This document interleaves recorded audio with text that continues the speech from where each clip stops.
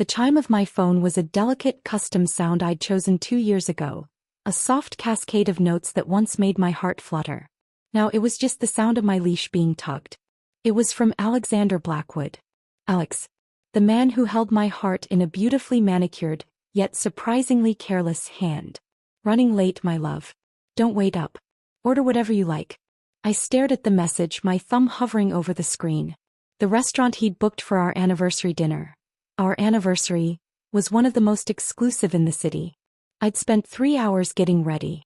The emerald green dress he'd once said brought out the flecks of gold in my eyes felt tight around my ribs. My stylist had come and gone, leaving me with artfully arranged curls and a face that felt like a mask. Don't wait up. Not, I'm so sorry. Not, I'll make it up to you. Just a casual dismissal, as if he were canceling a routine business meeting. This was the pattern. The slow, insidious erosion of my presence in his life. In the beginning it was intoxicating.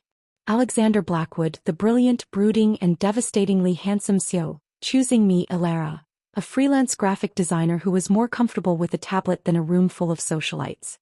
He'd swept me off my feet with a ferocity that left me breathless. Private jets to Paris, diamonds that felt cold against my skin, a key to his penthouse with its panoramic views that made me feel like I was floating above the world. But the glitter was starting to fade, revealing the tarnish beneath. I was becoming a fixture in his life, a beautiful, silent accessory. My opinions were met with a patronizing smile, my career a cute little hobby. My friends had slowly drifted away, not out of malice, but because Alex's world was all-consuming. He preferred it that way. He preferred me that way. Isolated. Dependent. With a sigh that felt like it came from the soles of my feet, I began the process of undoing the evening. I unclipped the diamond earrings he'd given me for my last birthday, their weight suddenly unbearable. I slipped out of the dress, letting the slick fabric pool on the floor like a discarded skin. In my simple cotton robe I felt more like myself than I had all day. I padded into the kitchen, the cold marble a shock against my bare feet. I wasn't hungry. The thought of ordering some extravagant meal to eat alone in this vast, silent apartment was nauseating. Instead, I made a cup of chamomile tea, the familiar ritual, a small act of rebellion. My own phone, a sleek device Alex had insisted on, buzzed on the counter. It was my older sister, Maya. How's the big anniversary night? Send pics of the dress. My throat tightened. I couldn't tell her. I couldn't tell anyone. I'd painted this picture of a perfect life with a perfect man for so long that admitting the cracks felt like admitting a fundamental failure on my part. I was the one who wasn't enough, who wasn't interesting enough, important enough, to hold his attention. It's wonderful, I typed back, my fingers feeling like lead. He's just running a bit late.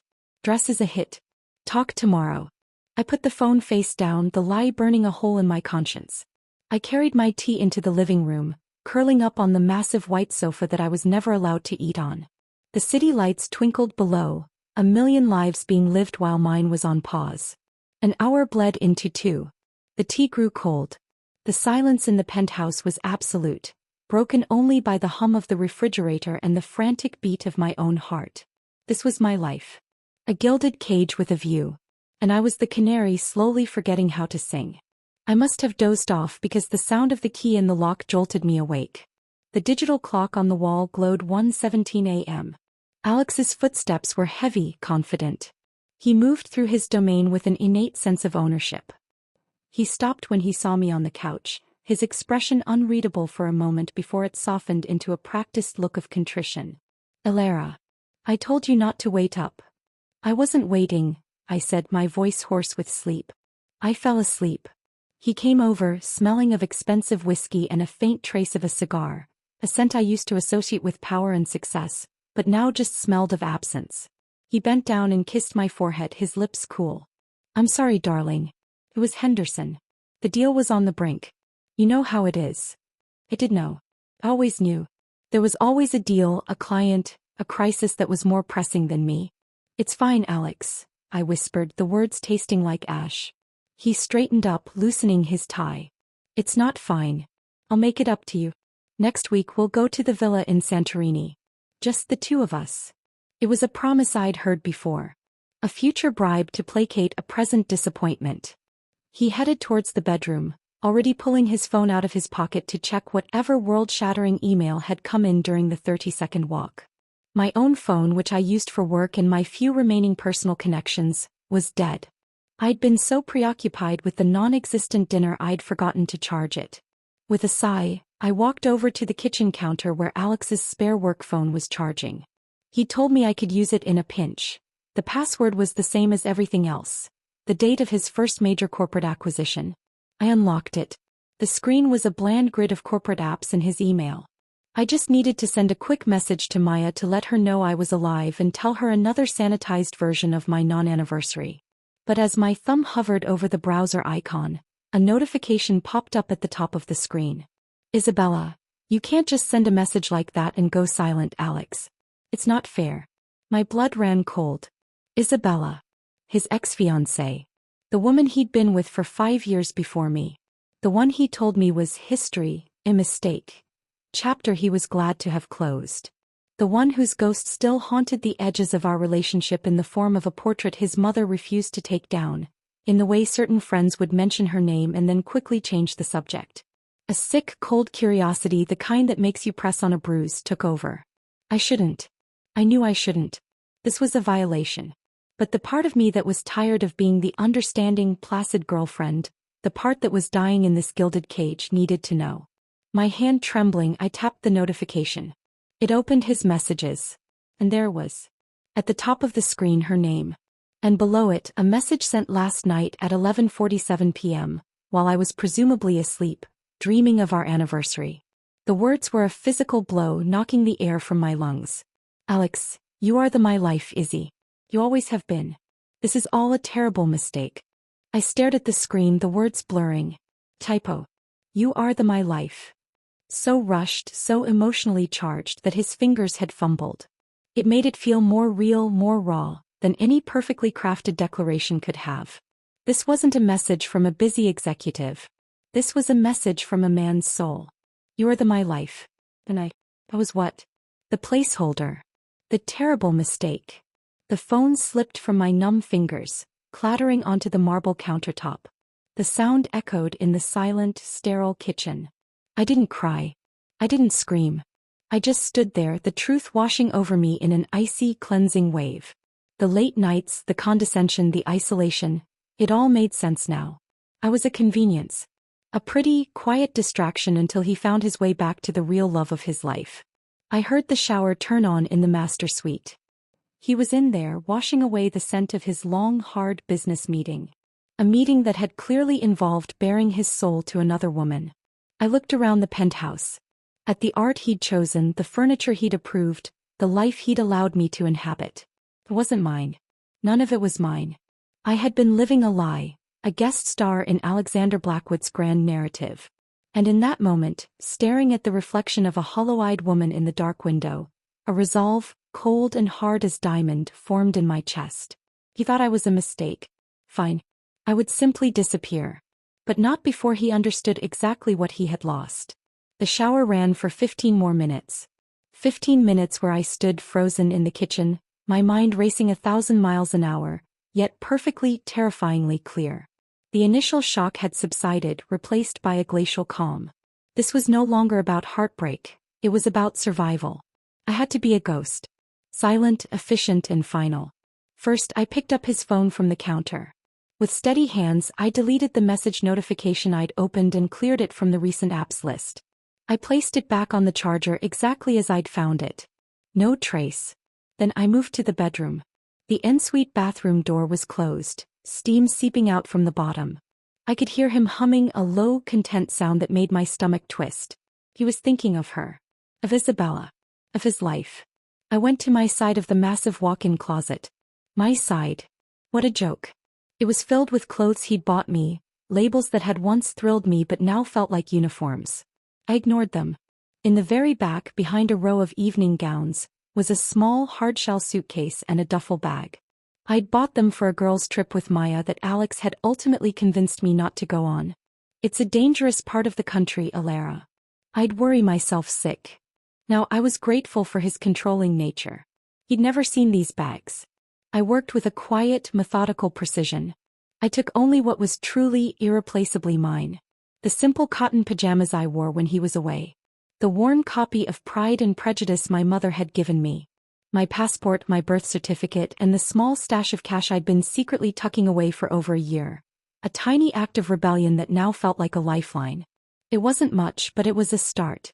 I took my laptop, my drawing tablet, the hard drives with all my work. My tools. My identity. I left behind the jewelry, the designer bags, the expensive perfumes. Let them be relics of a woman who no longer existed. The only piece I hesitated over was a simple silver locket. It contained a tiny picture of my father who had died when I was 12. It wasn't worth anything to anyone but me. I snapped it open, looked at his smiling face, and felt a surge of strength. He wouldn't have wanted this for me. This half-life. I fastened it around my neck, hiding it under my robe. I packed 3 neutral, comfortable outfits. Jeans, t-shirts, a sweater. All items I'd purchased myself and rarely wore around Alex. They were my secret comfort clothes. Now they were my freedom clothes.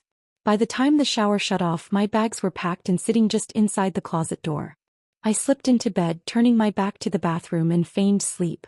I felt the mattress dip as he got in, smelled the clean, masculine scent of his soap. He shifted, his body a familiar warmth against my back. A warmth that now felt like a brand. He sighed, a contented sound, and within minutes his breathing evened out into sleep. I lay there, staring at the digital clock as the numbers changed. 2:14 a.m. 2:37 a.m. 3:02 a.m. My mind was a war room planning my escape. I had no family here. My mother lived across the country and I couldn't involve her, not yet. Maya was in Chicago. I had a few friends, but our connections had frayed. Alex's world was a spiderweb and I was caught in the center. I had to cut every single thread. The bank. I had a joint account with Alex, one he deposited a generous allowance into for my personal expenses. I wouldn't touch a cent of it. But I also had a private savings account opened in college that he knew nothing about. It had a little over $15,000 in it. It was my runaway fund, though I'd never admitted that to myself until now. My freelance work. I had 2 ongoing projects. I would email the clients from the road, explain a family emergency had come up, and that my colleague Liam would be taking over seamlessly. Liam was a fellow designer, a friend from college who had never liked Alex. He would do it for me, no questions asked. He was one of the few threads I wouldn't cut. When the first faint hint of dawn tinged the skyline gray, I moved. I slid out of bed, my heart hammering against my ribs. Alex slept on, undisturbed. He was always a heavy sleeper. Another thing he'd taken for granted. I dressed in the closet in dark jeans, a black sweater, and sneakers. I looked like a different person. Anonymous. I shouldered my duffel bag and wheeled the suitcase out of the closet, wincing at the faint sound of the wheels on the polished floor. I stopped listening. His breathing remained deep and even. In the living room, I didn't allow myself a last look. There was nothing here for me. I went to the foyer and carefully, silently removed my key from my keychain. I placed it on the console table, right next to a framed photograph of us from a year ago. In it, I was laughing, looking at him with stars in my eyes. He was smiling at the camera, his arm possessively around my waist. I looked so young. So foolish. I opened the heavy front door, slipped out into the private elevator lobby, and let the door click shut behind me. The sound was as final as a coffin lid closing. The elevator ride down to the garage was surreal. The security camera in the corner felt like a watching eye. Kept my head down. In the underground garage, I didn't head for the sleek silver sports car Alex had bought me. I walked past it without a glance. Instead, I went to the far corner where a nondescript dark-colored sedan was parked. It was a rental I'd booked online using my private account and picked up yesterday afternoon while Alex was at work, telling him I was at a spa. Another tiny, secret act that had now become the cornerstone of my escape. I loaded my bags into the trunk, slid into the driver's seat and started the engine. The sound was muffled in the vast garage. I didn't look back as I drove up the ramp and out into the waking city. My first stop was an out-of-the-way ATM. I withdrew the maximum daily amount from my private account. Then I drove to a large, anonymous electronics store that had just opened. I used cash to buy a cheap prepaid burner phone. In the parking lot, I activated it and made 2 calls. The first was to Liam. His voice was groggy with sleep. "Alara? Do you know what time it is?" "Liam, I need your help." I can't explain, but I'm gone. I've left Alex. There was a beat of stunned silence followed by, thank God. What do you need? The relief was so potent it made my eyes sting. I gave him the details about the clients. He didn't hesitate. Consider it done. Are you safe? Where are you going? I'm safe. And I don't know yet. I'll be in touch on this number. Don't give it to anyone. Anyone, Liam. Understood. Be careful, Alara. The second call was to the airline. I booked a one-way ticket to a small coastal town in Maine, a place I'd visited once as a child with my family. It was quiet, remote, and held no connection to Alex or our life together. The flight left in 4 hours. I drove to the long-term parking lot at the airport, left the rental car keys in the drop box, and walked into the terminal with my 2 bags. I was just another traveler. No one looked twice. As I sat at the gate watching the planes come and go, I felt a strange emptiness. Not sadness, not yet. It was the hollowed-out feeling after a storm has passed. The landscape of my life had been raised. But for the first time in a long time I could see the horizon. I turned on my old phone one last time. It lit up with missed calls and messages from Alex. I didn't read them. I went into the settings, selected Erase All Content in Settings, and watched the screen go black. Then I stood up, walked to a trash can and dropped it inside. The ghost was officially gone. The hum of the jet engines was a lullaby of escape. I stared out the window as the city that had been my gilded prison shrunk to a mere grid of lights, then was swallowed by clouds. I felt no triumph, only a profound, bone-deep exhaustion. The adrenaline that had fueled my silent exit had evaporated, leaving me numb. In my pocket the burner phone was a solid, comforting weight. My only tether to my old life was Liam, and that was a thread I controlled. The rest were severed. I was untethered. It was terrifying. And liberating. I leaned my head against the cool window and slept a dreamless sleep for the first time in months. The small airport in Maine was a world away from the bustling international hub I'd left behind. The air was sharp and clean, smelling of salt and pine. I rented another car, a practical, unassuming SUV. Using my cash and my driver's license, the picture of my smiling younger self a stark contrast to the woman I was now. The drive to Seabrook, the coastal town I'd chosen almost at random from a childhood memory, was breathtaking. Rugged coastline, crashing gray waves and dense forests. It was wild and untamed. Nothing like Alex's sleek, controlled world. I found a small, quaint inn on the edge of town, the kind with gabled roofs and rocking chairs on the porch. The woman at the desk, who introduced herself as Marjorie, had a kind, weathered face and asked no questions when I paid for 2 weeks in cash. My room was simple. A brass bed, a quilt made by hand, a view of the ocean. It was the antithesis of the penthouse. It was real.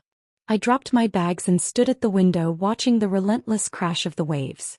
The sound was a roar, drowning out the last echoes of the city, of Alex's voice, of the woman I had been. Meanwhile, in the penthouse, the silence was beginning to curdle. Alex woke to the insistent buzz of his phone on the bedside table. He grumbled, swatting for it, his head fuzzy from the whiskey. It was his assistant, Jessica. "Sir, your 8:30 is here. You're usually in by now." "Reschedule it," he mumbled, rolling over. His hand reached out, expecting to find the warm curve of my body. It found only cold sheets. He opened his eyes. My side of the bed was empty, the pillows undisturbed. Frowning, he sat up. "Alara." No answer. The apartment was silent. Too silent. He got up, padding out to the living room. It was pristine, exactly as the housekeeper left it. No sign of breakfast, no scent of coffee, no soft music I usually played in the mornings. A flicker of irritation. She was probably sulking about last night. He'd deal with her after his shower. He went to his closet, noticing nothing amiss. My closet, when he glanced in, looked full. He didn't see the small, empty spaces where my bags and my most personal items had been. His day proceeded, a whirlwind of meetings and calls. He fired off a text to me around noon. "You're still upset. I get it. Let me take you to dinner tonight. Rue Bernardine. My treat." He attached a diamond bracelet emoji, his usual peace offering. He assumed it would work, as it always did. An hour passed. No response. His irritation grew. This was a new level of petulance. He called. It went straight to voicemail. "You've reached Alara. Leave a message." My cheerful, recorded voice felt like a mockery.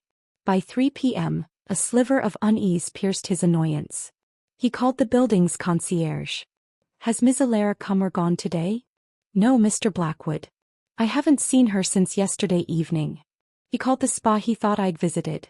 "They had no record of an appointment for me yesterday." The unease tightened into a knot in his stomach. He ended his last meeting early and drove home, a sense of dread building with every floor the elevator ascended.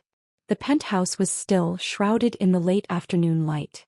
He moved through it now with a detective's eye. He saw the key on the console table first. His breath hitched. Then he saw the photograph next to it. Our smiling faces. The key lying there like a verdict. He strode to my closet, finally throwing the doors open wide. This time he saw it. The gaps. The missing suitcase. The absence of my favorite worn-out sweater. He yanked open drawers. My loungewear was gone. My passport was gone from the safe. He stumbled back, his heart pounding a frantic, painful rhythm against his ribs. This wasn't sulking. This was an exodus. His mind raced, scrambling for an explanation. Family emergency? But why wouldn't she call? Why take her passport? Why leave the key? And then his blood ran cold. The spare phone. The message. He lunged for the kitchen counter, grabbing the device. His hands were shaking so badly he mistyped the password twice. He opened the messages. There it was. His confession to Isabella. Sent last night. Read this morning at 1:03 a.m. He saw it.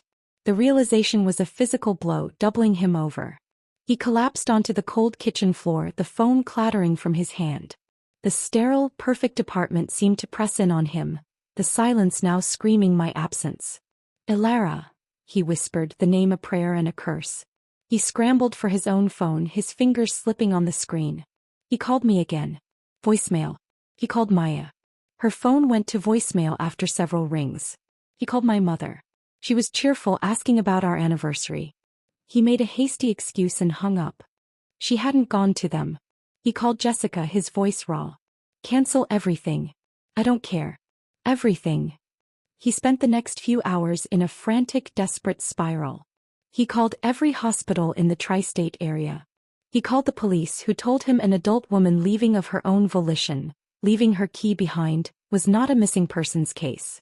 He hired a private investigator, a grim-faced man named Donovan, and paid him an exorbitant retainer. "Find her," Alex demanded, his voice cracking. "Whatever it takes." He paced the endless empty rooms, the words from his message to Isabella echoing in his skull. "You're my life."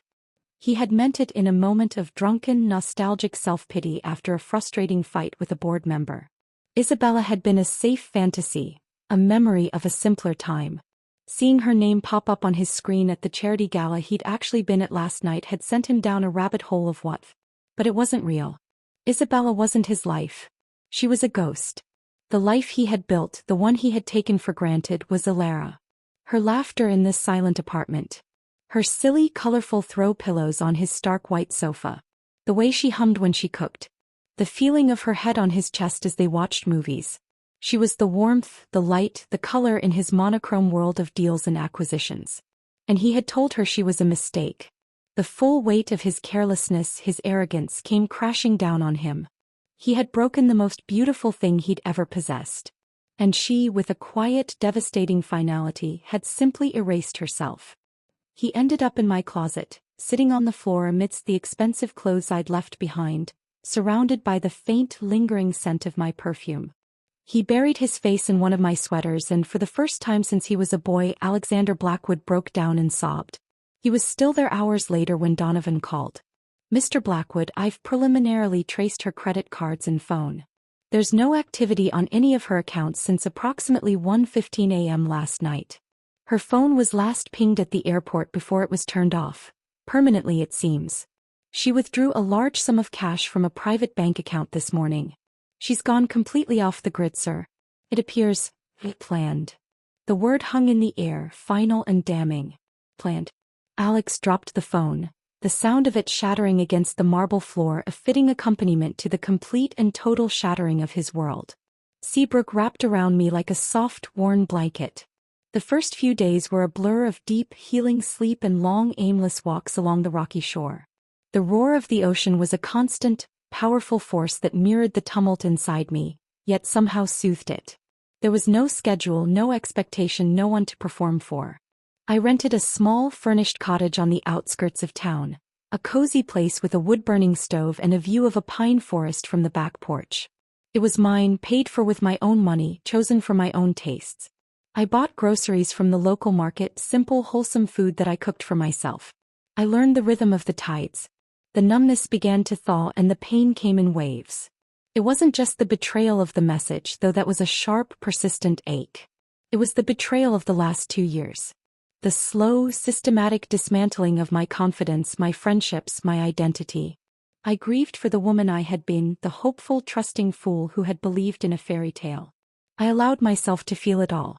I would sit on the beach and let the tears come, the salt from my tears mingling with the salt in the air. There was no one to see, no one to judge. It was a brutal, necessary cleansing. After a week, I set up a small workspace at the rustic kitchen table. I emailed Liam from a new encrypted account I'd created. "I'm safe. I'm somewhere quiet. Thank you for everything." His reply was immediate. "The clients are happy with the transition. Don't worry about a thing. How are you really feeling?" I typed back. And for the first time I felt it might be true. I started sketching again, not for a client but for myself. I drew the gnarled trees, the seabirds, the ever-changing face of the ocean. The creative muscle, long atrophied from disuse, began to twitch back to life. It was painful and exhilarating. I ventured into the small town center. Seabrook was a tight-knit community and strangers were noticed but not intruded upon. People nodded politely. I started buying my coffee every morning at the Salty Bean, a charming little cafe with mismatched armchairs and the scent of fresh pastry and roasting coffee. It was there on my 10th morning that I met Owen. I was struggling to balance my sketchbook, my latte, and a particularly flaky croissant when a deep, calm voice said, "Here, let me." A hand reached out and steadied my teetering mug. I looked up into a pair of the kindest, warmest brown eyes I had ever seen. They were set in a face that was handsome in a completely different way from Alex's sharp, polished beauty. This man had a weathered, outdoorsy look. Dark hair with a few threads of silver at the temples, laugh lines around his eyes, and a strong jaw covered in a short, neat beard. He was wearing a thick cable-knit sweater and jeans, and he smelled faintly of wood smoke in the sea. "Thank you," I said, my voice a little breathless.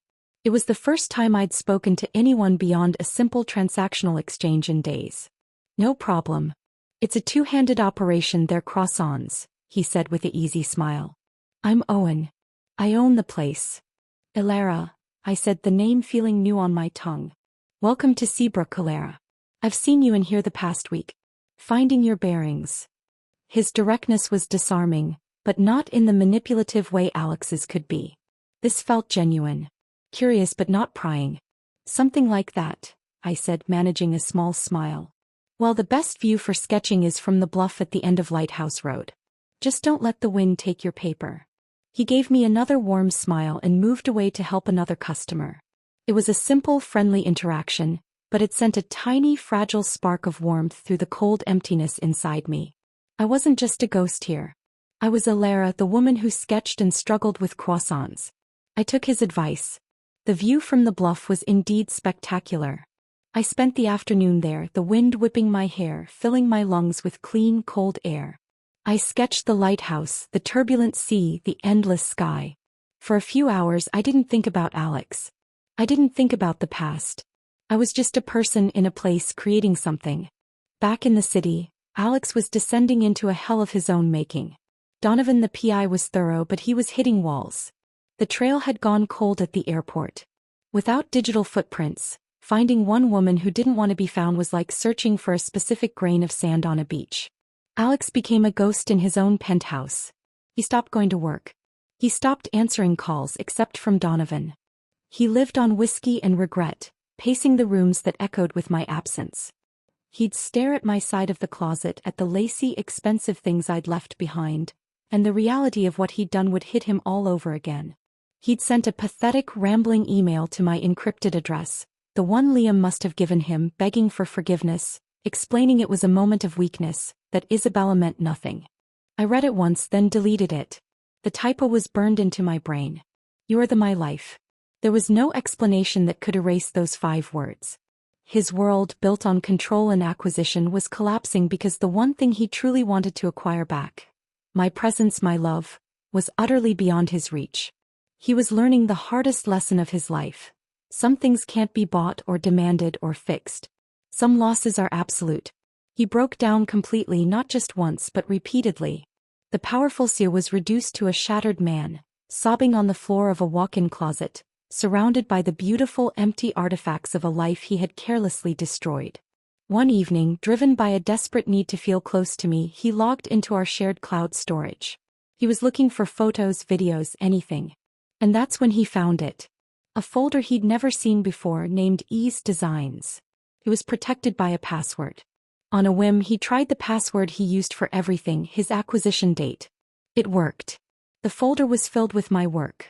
Dozens of designs, concepts, and illustrations I'd created over the past 2 years. Projects he'd dismissed as a hobby. They were beautiful, vibrant, and full of a talent he had never bothered to truly see. At the very bottom of the folder was a digital journal, a PDF. With trembling hands, he opened it. It was my story. In my own words. The story of the woman who had slowly disappeared. He read about the first time he'd mocked a design I was proud of. The loneliness of eating dinner alone night after night. The pain of losing friends because he found them unrefined. The slow, crushing realization that I was becoming an accessory, not a partner. The entry from the night before our anniversary was a single, heartbreaking sentence. I think the man I fell in love with is just a character he played and the performance is over. He read it all, every painful word.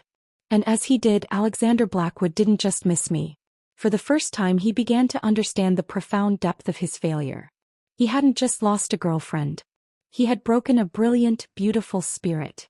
And in the quiet of his broken world, he finally began to see the man he had become. And he was disgusted. A month bled into 2. The sharp, jagged edges of my pain began to smooth, worn down by the constant rhythm of the sea and the quiet simplicity of my new life. I was no longer just healing, I was building. I'd set up a proper studio in the sunniest corner of my cottage. My new freelance business, under the name Harbor Designs, was slowly gaining traction. Liam had been a saint, referring a few small clients to me. The work was modest. Logos for local businesses, illustrations for a small press. But it was mine. Every payment that landed in my private account felt like a brick being laid in the foundation of my new independence. I became a familiar face in Seabrook. I knew the names of the baristas at the Salty Bean. I volunteered to design a new poster for the library's annual book sale, and I'd even been invited to a potluck dinner at Marjorie's from the inn. I'd politely declined, the thought of a crowded social event still too daunting, but the offer itself had warmed me. And then there was Owen. Our morning interactions at the cafe had become the anchor of my day. It started with simple greetings, then evolved into brief conversations about the weather, a new book, or the mischief the local seagulls were causing. He was easy to talk to. There was no pressure, no subtext, just a calm, steady presence. One blustery Tuesday, the wind was howling so fiercely that venturing to the bluff felt foolhardy. I settled into my usual armchair at the Salty Bean, spreading my sketching materials on the low table beside me. I was working on a series of illustrations based on local sea myths. Owen was wiping down the counter, his movements efficient and practiced. He glanced over at my sketchbook. "The sea serpent of Seabrook Cove?" he asked, a grin playing on his lips. "You know the legend?" asked surprised. "Every local does. Old man Henderson claims he saw it back in '78. Says it had eyes like dinner plates and a roar that could shatter glass." He came around the counter and leaned against an empty table near me. "Most think he'd just been at the whiskey." I laughed, a real, genuine laugh that felt foreign and wonderful in my chest. "Well, I think it makes a great story.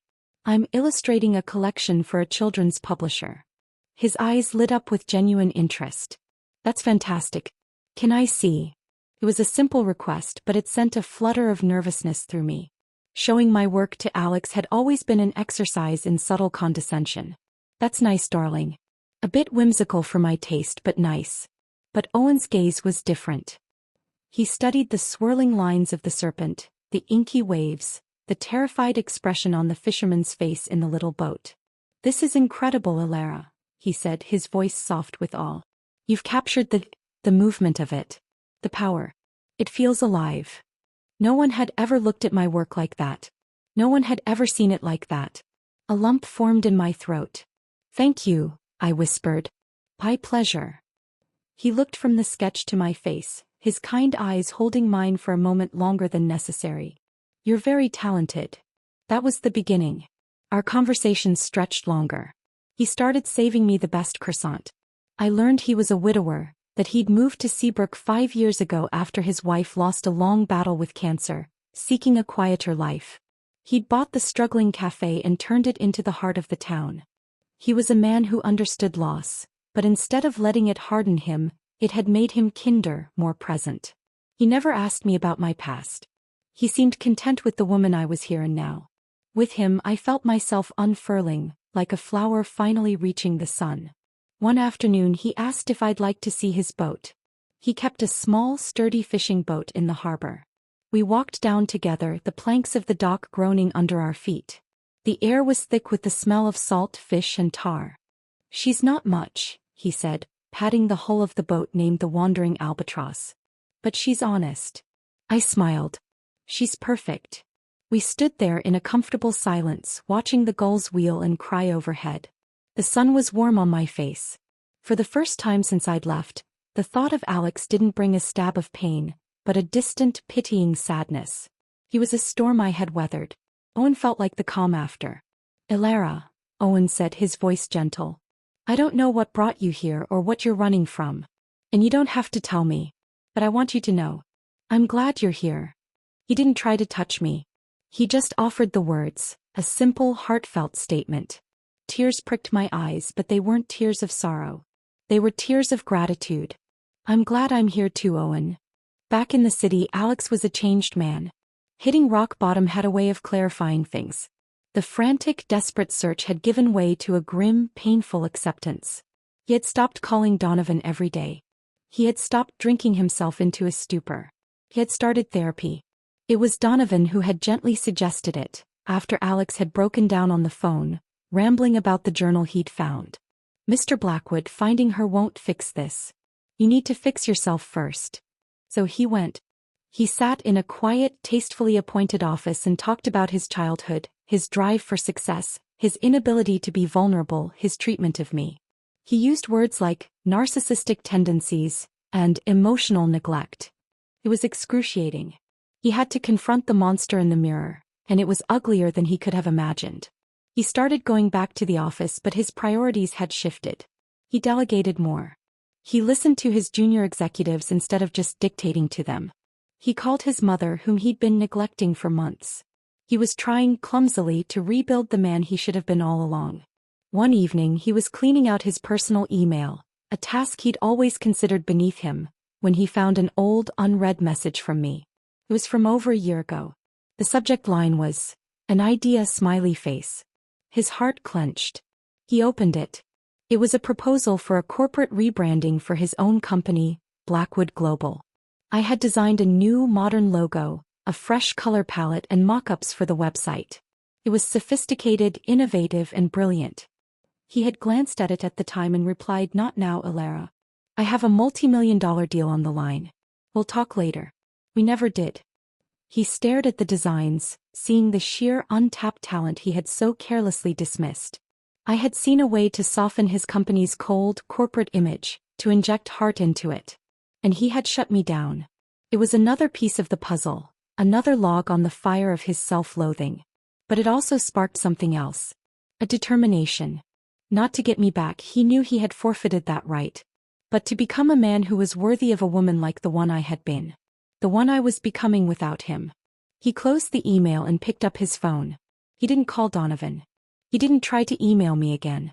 He opened a new message and typed a single name, Isabella. He needed to close that chapter for good.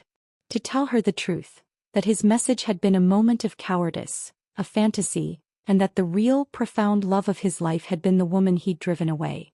It was time to clean up his mess, one painful piece at a time. The currents of our lives had shifted irrevocably. I was being carried toward a new shore, one built on creativity, community, and the gentle, steady promise of a second chance. Alex was being pulled into the depths of his own past, forced to confront the wreckage he had created. Our paths, once so tightly intertwined, were now diverging into two separate, starkly different futures. The seasons turned in Seabrook. The sharp autumn air grew colder, carrying the promise of winter. The tourists had long since departed, leaving the town to its hardy year-round residents. I had become one of them. My cottage was now a home, filled with my sketches, the scent of the sea, and the quiet contentment I had forged for myself. My relationship with Owen had deepened slowly, naturally. It was built on early morning coffee, long walks on the deserted beach, and conversations that lasted for hours in front of the crackling wood stove in my cottage. He was teaching me how to identify seabirds by their calls. I was teaching him about color theory. We were a quiet exchange of worlds. He still never pressed me about my past, but one evening as we sat on my porch wrapped in thick blankets, watching the stars appear over the dark pines, I felt the need to tell him. The words had been lodged in my throat for weeks, a final barrier between the woman I was with him and the ghost I had been. I was with someone, I began, my voice small in the vast, quiet night. For 2 years. Owen didn't say anything. He just shifted closer, his solid presence an invitation to continue if I wanted, a shelter if I didn't. He was powerful, charismatic. He made me feel like the center of the universe until he decided I wasn't. The story spilled out of me then in fits and starts. The isolation, the condescension, the slow erosion of my spirit. I didn't mention the penthouse, the private jets, the diamonds. That wasn't the point. The point was the prison. And then I told him about the message. You are my life. I whispered the words into the cold air, and for the first time they didn't feel like a knife in my heart. They just felt sad. So I left. I finished, the simplicity of the statement belying the complexity of the escape. I disappeared. I came here. Owen was silent for a long time. The only sound was the wind sighing through the pines. Then he reached over and took my hand.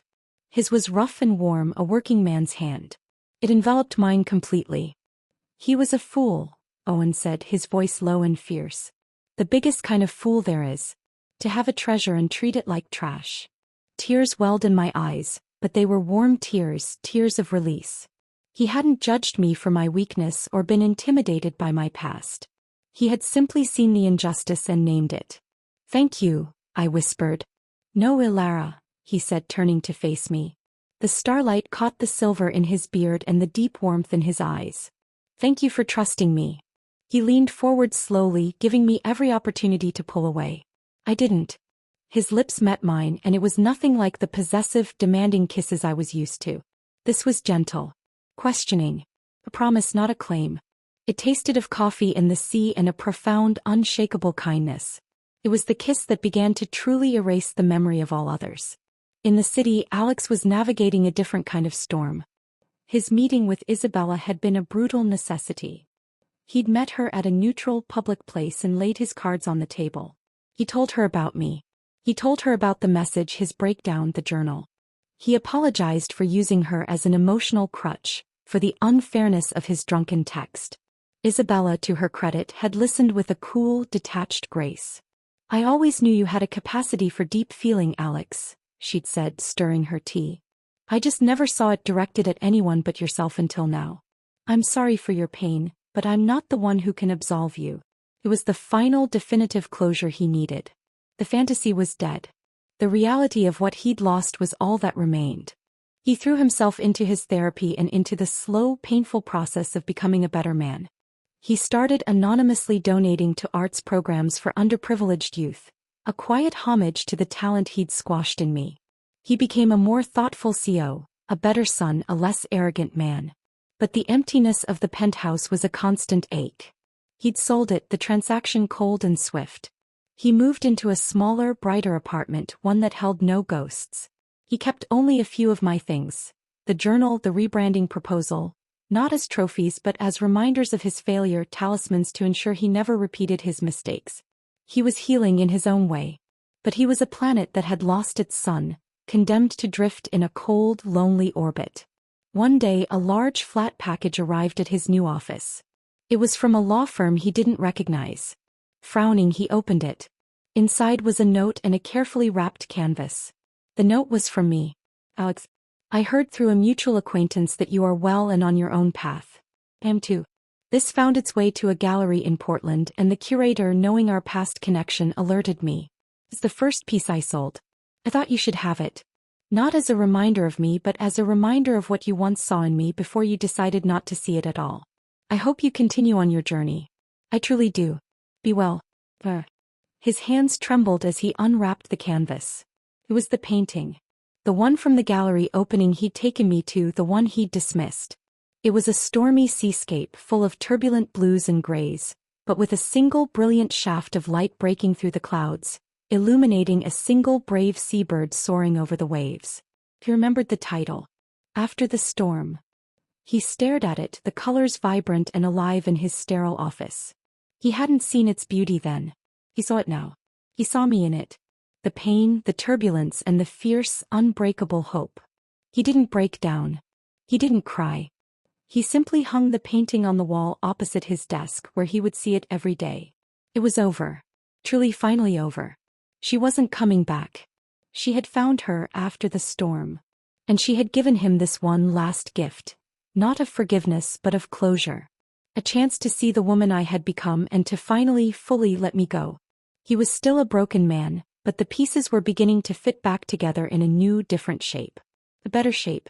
As for me, in my cottage by the sea, with Owen's arm around me and the sound of the waves as our soundtrack, I finally felt the last of the chains fall away. The revenge was complete. It wasn't in his suffering, though he had suffered. It was in my peace. It was in this second love, this quiet, sturdy love that felt like coming home after a long, hard journey. I had disappeared silently and he had broken down completely. And from the ashes of both those acts, we were both finally free. Winter settled over Seabrook with a profound, hushed beauty. The world outside my window was monochrome. The white of snow, the gray of the sea, the deep green of the pines weighed down with frost. But inside my cottage and inside my heart, there was more color than I had ever known. Life with Owen was a quiet symphony of small, meaningful moments. Mornings still began at the Salty Bean, but now I arrived through the back door, the one that led up to his apartment. I'd brew the first pot of coffee while he fired up the ovens, the cozy kitchen filled with the smell of yeast and roasting beans. We developed a routine, a comfortable dance around each other that felt as natural as breathing. My business, Harbor Designs, was thriving in its own small way. The local children's book, Myths of the Maine Coast, featuring my illustrations, had been published to warm reviews in the regional press. A copy sat proudly on the mantelpiece. Owen had bought a dozen, gifting them to friends and family with a quiet, proud smile that made my heart swell. One evening, as a blizzard raged outside, whiting out the world beyond our windows, we were curled up on the sofa. I was sketching ideas for a new logo for the town's summer festival, and Owen was reading a book on boat repair. He looked up from his page, his gaze thoughtful. "The roof on the storage shed behind the cafe is leaking again," he said. I was thinking, it's a good, solid structure. With a bit of work, it could be something more. "Oh," I asked, looking up from my sketchpad. "Like what?" "Like a proper studio," he said, his eyes meeting mine. "Lots of light. Space for your big drawing table. Shelves for your supplies. Somewhere you don't have to work at the kitchen table." The offer hung in the air, simple and profound. It wasn't just about a room. It was an invitation to weave my life more permanently into the fabric of his. To have a space of my own within the world we were building together. Tears pricked my eyes, but they were happy tears. "I'd love that, Owen." He smiled, that slow, easy smile that still made my stomach flutter. "Good. I'll start drawing up plans when the thaw comes." This was love, I realized. Not grand gestures or dramatic declarations, but a man who noticed you needed space to create and wanted to build it for you. It was a partnership. A shared life. Weeks later, the first signs of spring began to appear. A softening in the air, the drip drip drip of melting snow from the eaves. I was in the cafe during the mid-afternoon lull, helping Owen inventory coffee beans when the bell on the door jingled. A man walked in. He was dressed in a city coat, too thin for the lingering coastal chill, and he moved with an air of purpose that felt out of place in the sleepy cafe. My heart gave a single hard thud of irrational fear. But as he approached the counter, I saw he wasn't Alex. He was older, with a kind, weary face. "Owen," the man said, extending a hand. "Donovan." We spoke on the phone. Owen wiped his hands on his apron and shook the man's hand. "Right on time. Lar, this is Mike Donovan. Mike, this is Alara. The name sent a jolt through me. Donovan. The private investigator. I must have paled because Owen immediately placed a steadying hand on the small of my back. It's okay, he murmured, just for me. Donovan gave me a small, respectful nod. Ms. Alara. I'm not here to cause any trouble. My business with Mr. Blackwood concluded some time ago. Owen contacted me. I looked at Owen, confused. I asked Mike to come, Owen explained gently. To make sure all the loose ends are tied up. To make sure you're truly free. We sat at a corner table. Donovan opened a slim briefcase. As I assured Owen on the phone, Alexander Blackwood is no longer looking for you. He terminated my services months ago. He has, by all accounts, undergone significant, personal change. He sold the penthouse. He's focused on his business in a new way. He's made no attempts to contact you beyond the one email you referenced. I shook my head, my throat tight. He won't, Donovan said with finality. I've been in this business a long time. I've seen men like him after a loss. Some become obsessive. Others, they learn. He learned. You are safe. He slid a single sheet of paper across the table. It was a document from a legal firm, stating that all digital footprints, all financial trails, any residual connection between my old life and my new one, had been officially and permanently severed. It was a bill of sale for my own freedom, paid for by Owen. Consider it an early spring cleaning, Owen said softly. After Donovan left, promising all records of my whereabouts were destroyed, I stood with Owen in the quiet cafe. The afternoon sun streamed through the windows, illuminating dust motes dancing in the air. You did this for me? I whispered. I did it for us, he corrected, pulling me into his arms. I want a life with you, Alara. A life without shadows. A life where you never have to look over your shoulder again. I buried my face in his sweater, breathing in his familiar, comforting scent. The last vestige of fear, the tiny lingering worry that Alex could somehow reappear and shatter my peace, evaporated. It was gone. Owen hadn't just given me a studio. He had given me the final, irrevocable gift of safety.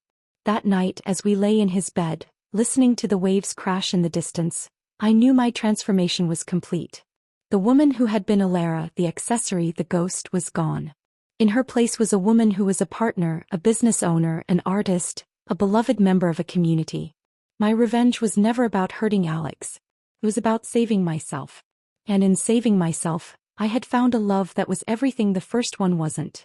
Steady, respectful, and built on the solid ground of mutual devotion. The storm had passed. The sun was shining. And my new life, in all its beautiful, quiet glory, had truly begun. A year to the day after I'd walked out of the penthouse, I stood on the bluff at the end of Lighthouse Road. It was a brilliant, crisp spring morning. The ocean was a dazzling, impossible blue, and the gulls wheeled and cried in the clear air. The wind tugged at my hair, but it was a friendly, familiar tug now. I wasn't the same woman who had stood here months ago, hollowed out and numb. I was rooted here, part of the landscape. The cottage was my home. The town was my community. The man walking up the path behind me was my future. Owen came to stand beside me, his hand finding mine. He didn't say anything. He just stood with me, a solid, silent pillar of strength and love. A year ago today, I said, my voice steady. I know, he replied, squeezing my hand. He always knew. I looked out at the horizon, at the endless expanse of sea and sky. I thought of Alex. Not with pain or anger, but with a distant, almost clinical pity. He was a chapter in a book I had closed. The lessons from that chapter were etched into my soul. The importance of my own voice, the value of my own talent, the non-negotiable need for respect and love. I had heard snippets through Liam, who heard it through the corporate grapevine. Alex was a better man by all accounts. A quieter, more thoughtful CEO. He was dating, casually, a museum curator.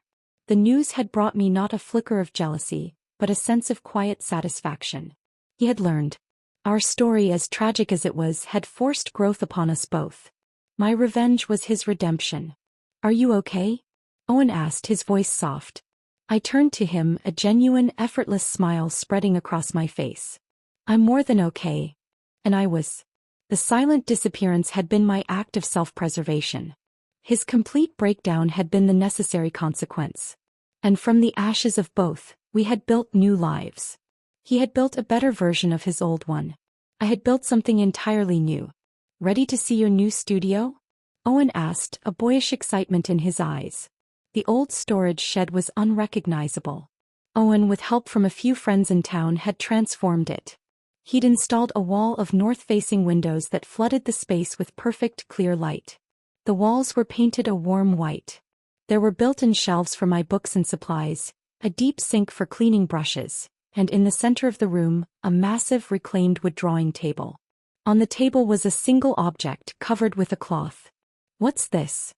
I asked, my heart full to bursting. "A housewarming gift," Owen said. "For the studio. And for us." I pulled the cloth away. It was a carving, intricate and beautiful, made from a piece of driftwood. It was a seabird in mid-flight, its wings spread wide, its form capturing both power and grace. It was unmistakably the bird from my painting after the storm. "You carved this?" I whispered, tears streaming down my face now. They were tears of pure, unadulterated joy. "Took me most of the winter down in the boat shed," he said, his own eyes looking suspiciously bright. "I wanted you to have a piece of us in here. Of your journey. To remind you that you soared, Alara. You soared out of the storm and you found your way home." I threw my arms around him, holding him tighter than I ever had before. This was it. This was the love I had been meant to find. A love that saw my strength and celebrated it. A love that built studios and carved birds and provided a shelter so secure that I could finally, completely, let my guard down. Later that evening, as we sat on the porch of our cottage, watching the sunset paint the sky in hues of orange and violet, I felt a sense of peace so profound it was almost a physical presence. My phone, my real phone, buzzed on the table beside me. It was an email notification from a prestigious publishing house in New York. They'd seen Myths of the Maine Coast and wanted to discuss a 2-book deal. My art, the very thing Alex had dismissed, was taking me to places I'd never dreamed. I showed the email to Owen. His face broke into a huge, proud grin. "That's my girl," he said, pulling me in for a kiss.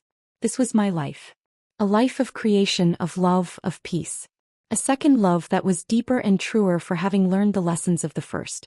A sweet revenge that was not measured in his pain, but in my boundless joy. I had disappeared silently. He had broken down completely. And I, Alara, had never been more found. The end.